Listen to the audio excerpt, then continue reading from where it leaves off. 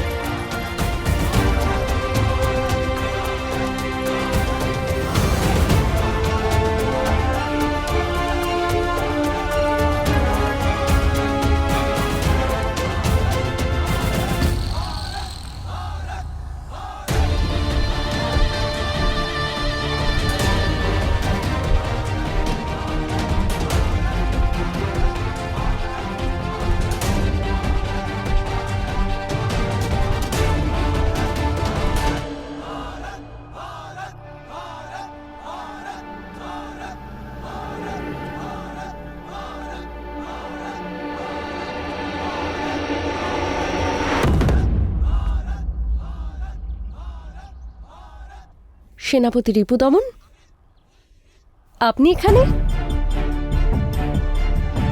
কিন্তু মহারানী, আপনি এখানে? আমি যাকে এক্ষুনি দেখলাম,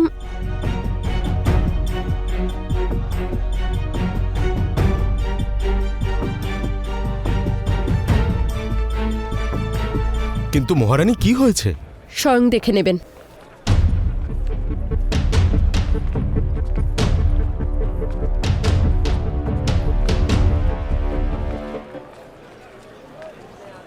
এখানে কোনো বিদেশিকে দেখেছো? বিদেশি না তো মহারানী।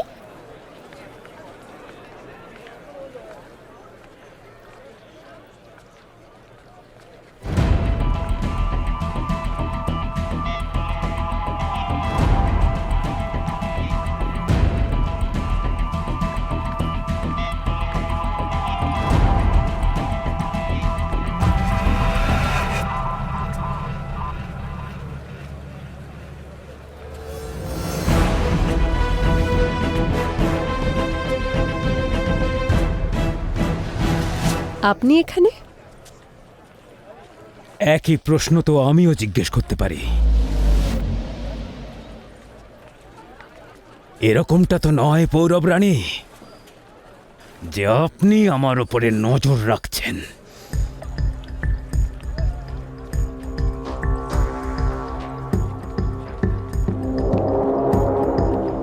আমি মহারানীর সুরক্ষার জন্য ওনার সঙ্গে রয়েছি।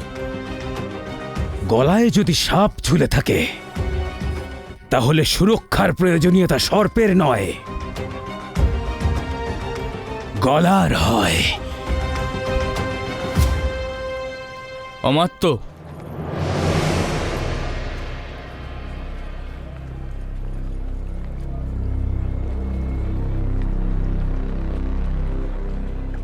এদের উপরে কোনো ভরসাই নেই। কে যে এখানে কি খেলা খেলছে।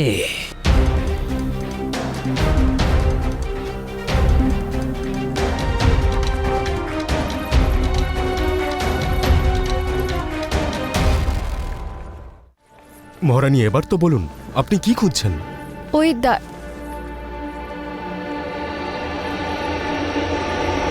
কিছু না, হয়তো আমার ভ্রম হয়েছিল। মহারানী, আপনি এবার বিশ্রাম নিন, কালকের জন্য প্রস্তুত হন। কাল অনেক বড় দিন। কাল কি আছে? কালকে কাল পৌরব রাষ্ট্র তার রাজকুমার পেতে চলেছে।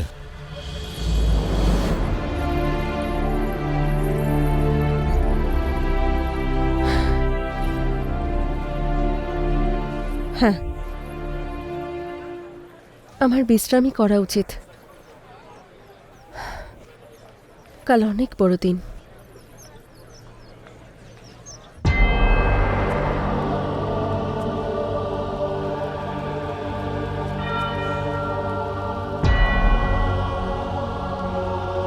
কালকের দিন, তারিখ জীবনের শেষ পর্যন্ত মনে রাখবে আর্থমিসিয়া। কাল পৃথিবীতে সে আসতে চলেছে যে পৃথিবীর নকশাই পাল্টে ফেলবে। তুমি জিউসের পূজারিনী, সেই জন্য আমি চাই কাল যখন জিউসের সন্তান আমার গর্ভ থেকে জন্ম নেবে তখন তুমি সেখানে উপস্থিত থাকো। আমায় ক্ষমা করবেন মহারানী, আমি আমার জীবন জিউসকে উৎসর্গ করেছি।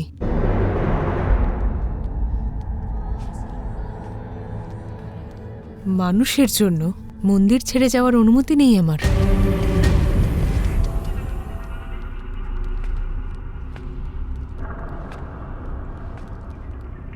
আমার সন্তান কোনো মানুষের নয়, সেই জিউসেরই সন্তান,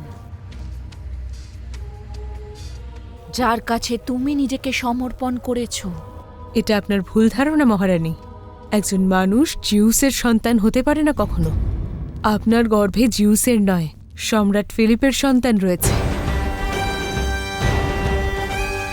আর আপনার আশীর্বাদ নয়, ঔষধির প্রয়োজন মহারানী। প্রয়োজন তোমার আর্থমিসিয়া, সেই সত্যিটা জানার যা আমার গর্ভে বেড়ে উঠছে, আর এর অনুভব স্বয়ং জিউস তোমায় করাবেন।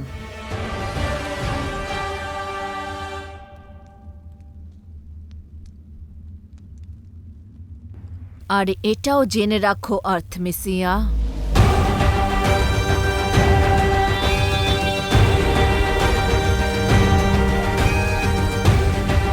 তুমি নিজে সাক্ষী হবে আমার সন্তানের এই পৃথিবীতে আসার উৎসবের।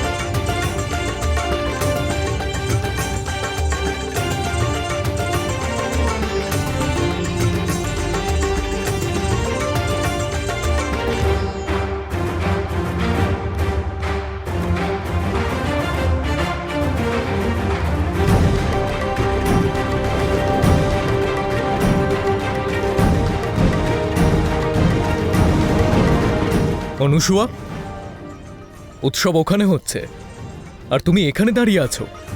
জ্যেষ্ঠ, আপনার মনে এখনো রাগ আছে আমার জন্য?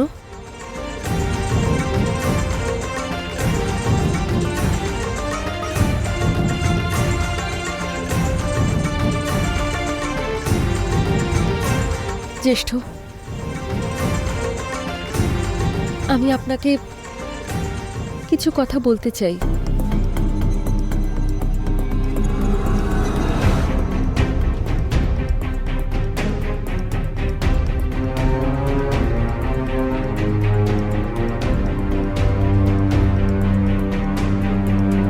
পৌরব রাষ্ট্র আর তক্ষশিলার মধ্যে যে মিত্রতা হয়েছে তা সংকটে রয়েছে। আমি ওই বিদেশি ব্যবসায়ী দারায়ুসকে এখানে দেখেছি। এখানে? ও এখানে কি করে আসবে?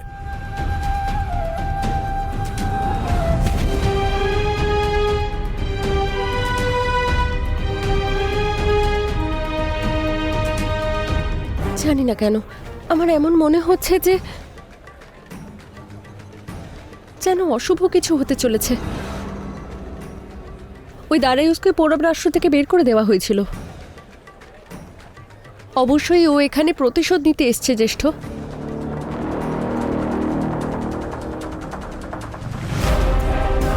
জ্যেষ্ঠ, আমার মনে হচ্ছে যে পৌরবরাজকে সব সত্যি বলে দেওয়া উচিত। ভাই আর বোনের মধ্যে খুব গুরুতর আলোচনা চলছে মহারাজ।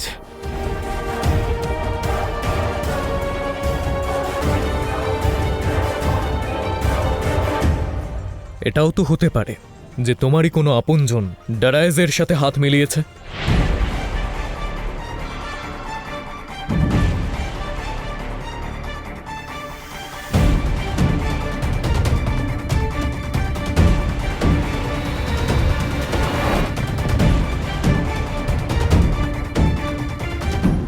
যদি পৌরবরাজকে কিছু বলো তাহলে হতে পারে শত্রুরা সাবধান হয়ে যাবে।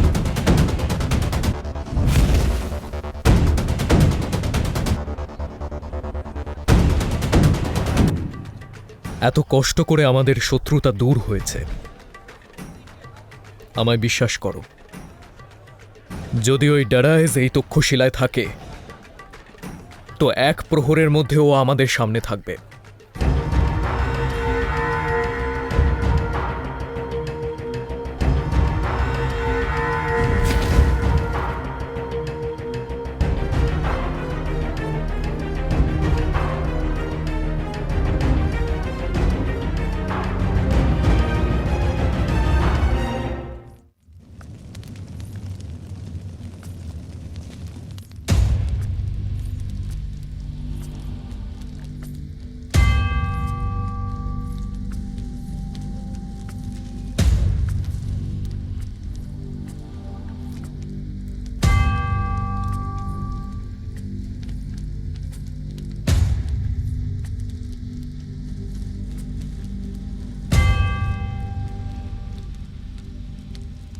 জানি না কবে সবাই বুঝবে জিউস যে আমার গর্ভে ওই কাপুরুষ ফিলিপের নয়, তোমার সন্তান আছে। এই নির্বোধদের বোঝানোর জন্য অলৌকিক কিছু করতে হবেই।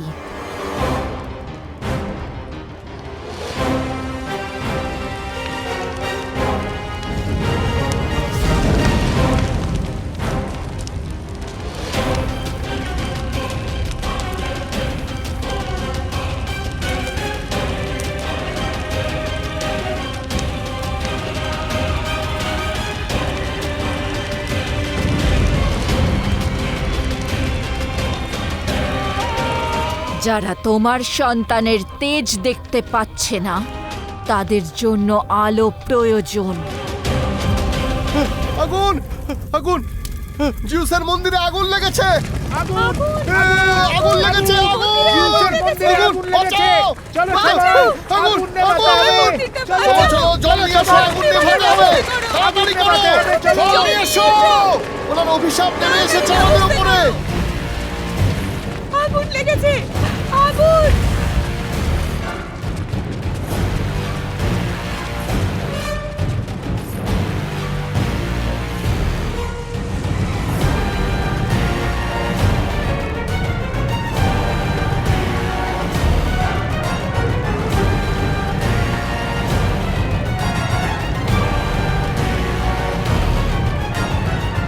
মহারানী, সরে যান! জিউসের অভিশাপ নেমে এসেছে। অভিশাপ নয়, আশীর্বাদ বর্ষণ হচ্ছে শহরবাসীরা। জিউসের সংকেত এটা যে মেসোডোনিয়ার মাটিতে জন্মগ্রহণ করতে চলা আমার এই সন্তানের মধ্যে ওনারই তেজ আছে। যেই পৃথিবীতে আর জিউসের প্রয়োজন নেই, কারণ ওনার সন্তান এখানে আসতে চলেছে, যেই আগুনের মতোই পবিত্র আর যার প্রকাশের মাধ্যমে এই গোটা মেসোডোনিয়া আলোকিত হয়ে যাবে। তোমরা সবাই স্বাগত জানাও এই পৃথিবীর হবু শাহেনশাহকে, আলেকজান্ডারকে।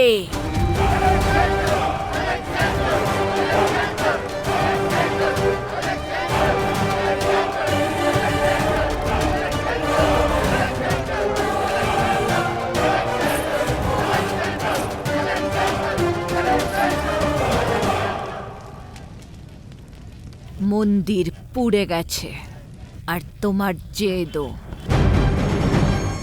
এখন শুধু তুমিই নয়, বরং গোটা মেসোডনিয়াবাসীরা প্রমাণ পেয়েছে যে এটা জিউসেরই সন্তান। তোমার ওই সেহেনশাহ ফিলিপের নয়। এখন না তোমার কোনো মন্দিরের বন্ধন আছে আর না কোনো দেবতার।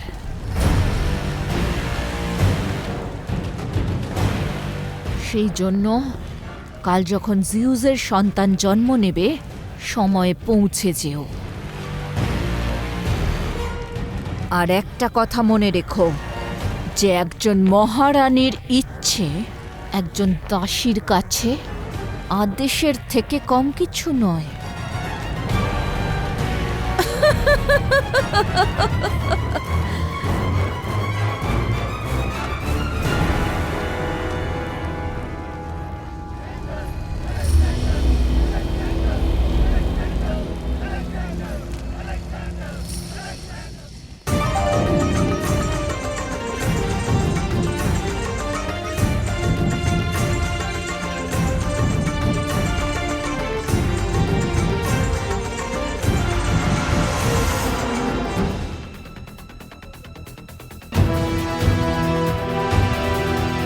এ তো দারায়ুসের সহচর।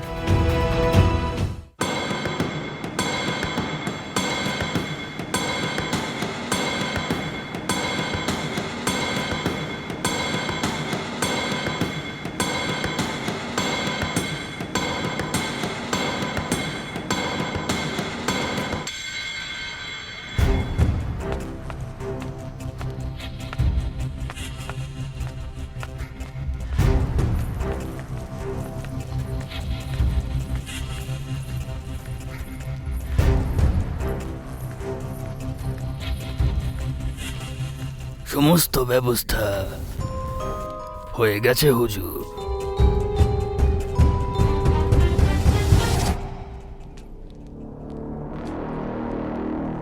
আপনি যেমন ভেবেছিলেন সবকিছু তেমনটাই হচ্ছে।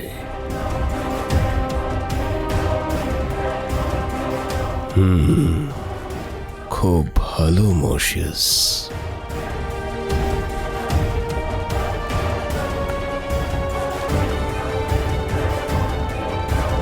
যে স্বপ্ন পৌরব রাষ্ট্রে পূরণ করতে পারিনি, সেটা এখানে তক্ষশিলায় পূরণ করব।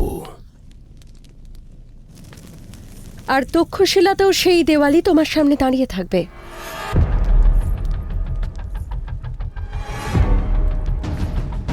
যেটা পৌরব রাষ্ট্রে তোমায় রুখে দাঁড়িয়েছিল। দারায়ুস,